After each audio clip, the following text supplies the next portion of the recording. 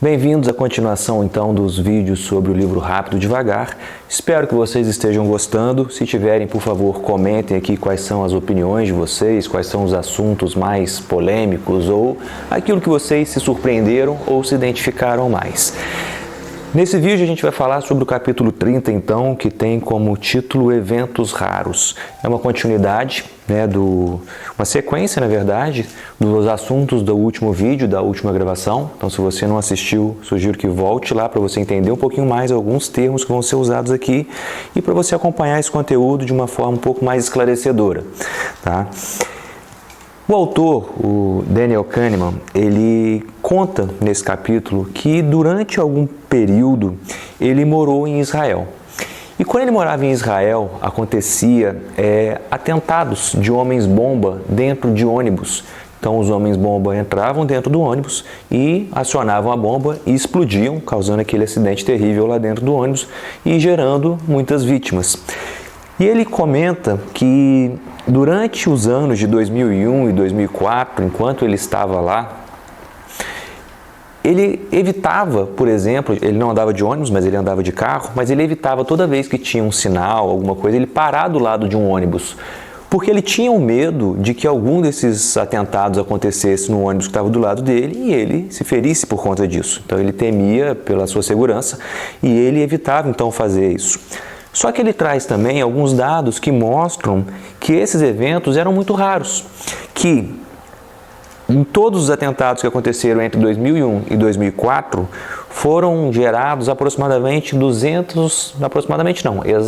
236 vítimas, foram 236 óbitos durante esses 3 anos com o total de atentados de homem-bomba que tiveram, e ele estava lá. Porém, o número de usuários por dia do transporte público em Israel chega em torno de 1,3 milhões por dia. E a gente está falando de 236 mortes no decorrer de 3 anos. Então a probabilidade de algum ônibus explodir enquanto ele estivesse com um carro do lado era muito baixa.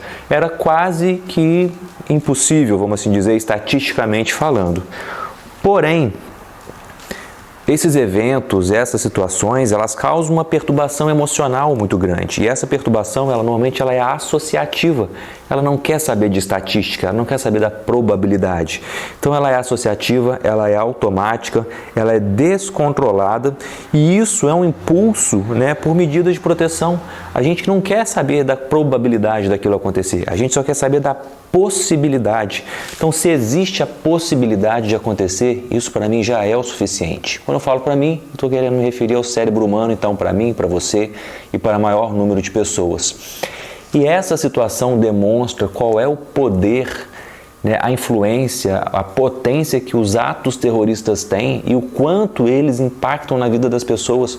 Porque não precisa acontecer todo dia, não precisa acontecer em várias situações. Acontecer uma única vez já é o suficiente para isso abalar o mundo inteiro.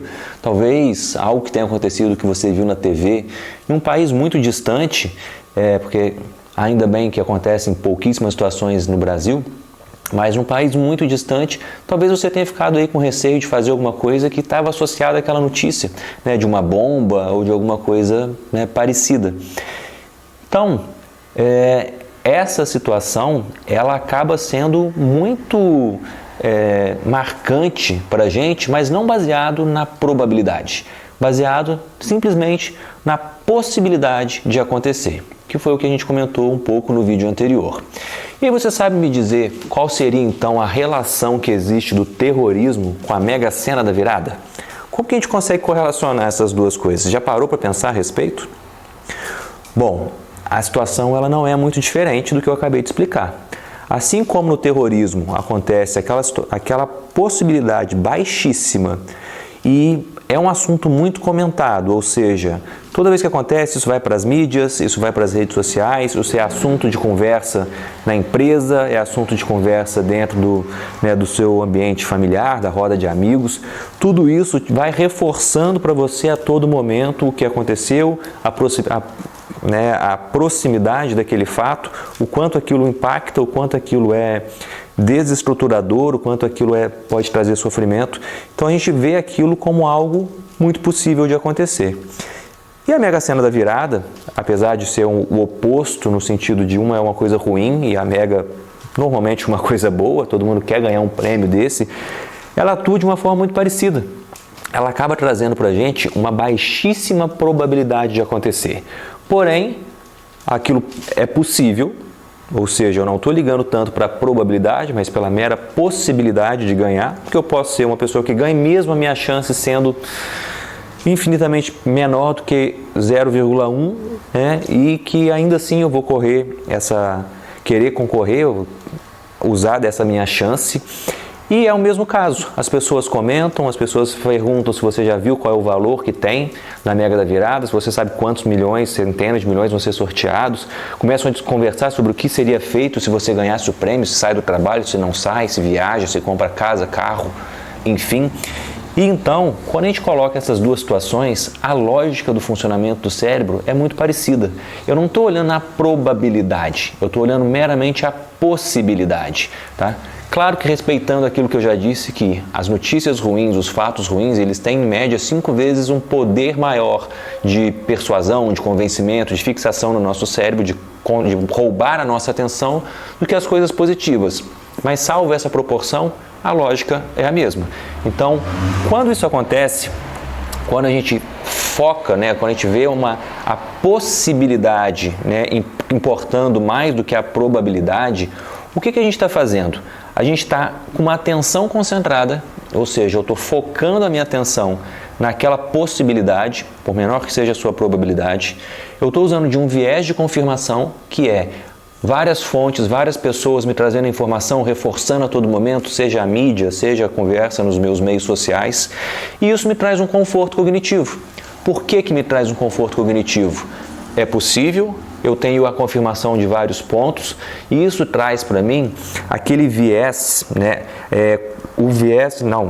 a heurística da disponibilidade, que é aquele conceito que eu disse que com quanto maior facilidade eu encontro a informação na minha mente, mais provável, mais eu acredito que ela é uma questão real, uma questão possível de acontecer, porque é uma correlação direta do meu sistema 1, do meu pensamento rápido, ou seja, se eu acesso aquela informação com facilidade, o meu cérebro entende que isso provavelmente é uma verdade. E aí isso começa a trazer para a gente as mudanças de comportamento.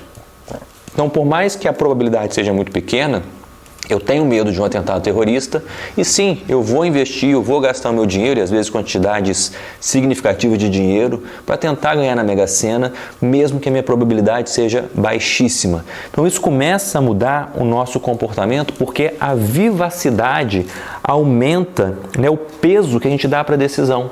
Os pesos que eu comentei no vídeo anterior, ou seja, não me interessa mais a probabilidade. O fato de ser possível me faz dar um peso para aquela escolha maior, ou seja, extrapolar no peso daquilo que a gente quer realmente fazer ou acreditar ou que a gente vai levar em consideração. E aí eu queria trazer um paralelo de como a gente pode usar isso até na comunicação. Como para a comunicação isso pode ser relevante? Como que eu transformo talvez uma coisa que tem uma baixa probabilidade, mas é possível, em algo positivo ou em algo negativo? Como que eu dou uma roupagem que me favoreça a fazer a pessoa comprar a minha ideia? Mexendo no formato. Quando eu troco o formato da informação, como eu levo a mesma informação em formatos diferentes, eu posso direcionar aquela pessoa a pensar de formas diferentes. Ah, mas isso é uma forma de manipular? Sim, é uma forma de manipular. Mas nem toda manipulação ela é negativa. A questão é manipular é diferente de enganar. Manipular no sentido de eu quero que você pense ou olhe com essa perspectiva, que você olhe com esse foco, através desse viés.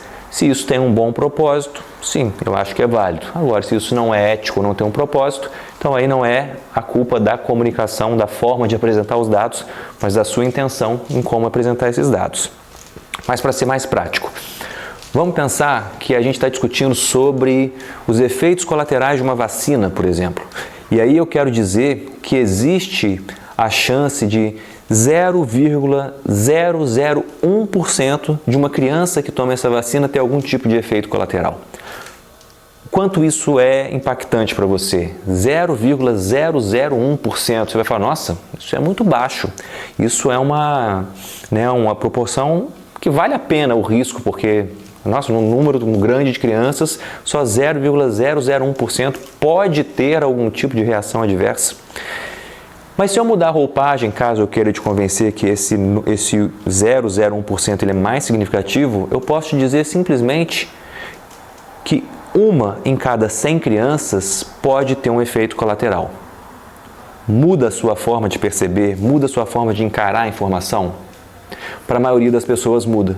Porque a gente começa a imaginar aquela uma criança. Eu começo a imaginar uma criança, personificar, personalizar aquela criança como um ser, talvez, que eu conheço, alguém mais palpável, diferente de um percentual. Então, quando eu mudo essa forma de apresentar o dado entre 0,001 ou uma criança em cada 100, eu estou trabalhando a mesma informação, matematicamente a mesma coisa, mas eu estou dando roupagens, características diferentes. E é aí que você trabalha com a sua comunicação de acordo com o seu objetivo ou com o seu foco a ser alcançado.